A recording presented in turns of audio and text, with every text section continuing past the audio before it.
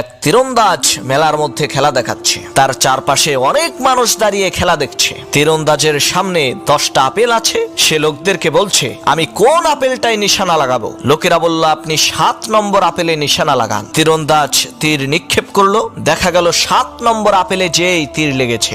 এইভাবে সে 10টা আপেলেই তীর নিক্ষেপ করলো। অবাক করা বিষয় হলো, তার নিক্ষেপ করা একটা তীরও লক্ষ্যভ্রষ্ট হয়নি। সেই তীরন্দাজ উপস্থিত সমস্ত লোকদেরকে উদ্দেশ্য করে বলল, আপনারা কি সাক্ষ্য দিচ্ছেন আমি একজন ভালো তীরন্দাজ? সমস্ত লোকেরা বলল, হ্যাঁ, অবশ্যই আপনি একজন ভালো তীরন্দাজ।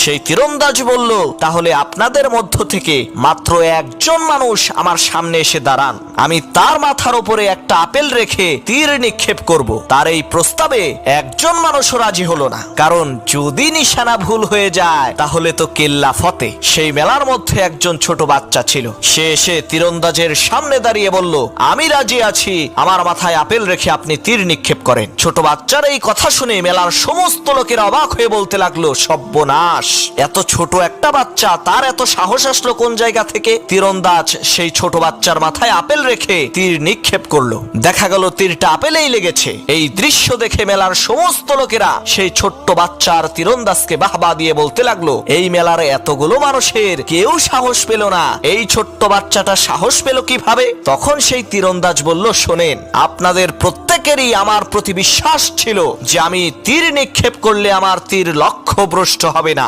কিন্তু আপনাদের কারো একিন ছিল না। আর এই ছোট বাচ্চাটার একিন ছিল। কারণ হলো, এই ছেলেটি আর কেউ না, সে আমারই সন্তান। ছোটবেলা থেকেই তার মাথায় আপেল রেখে এইভাবে আমি তীর নিক্ষেপ করি, যার কারণে তার দিলের মধ্যে একিন হয়ে গেছে যে অবশ্যই অবশ্যই তীরটা এসে আপেলেই লাগবে। শোনো মুসলমান, আমরা ওই মেলার লোকদের মতোই, আমরা সবাই বিশ্বাস করি যে আল্লাহ তাআলা আমাদেরকে সমস্ত বিপদ থেকে রক্ষা করবেন, কিন্তু আমরা একিন করি না, যার কারণে আমরা আল্লাহ তাআলার সাহায্য থেকে মাহরুম হয়ে যাই।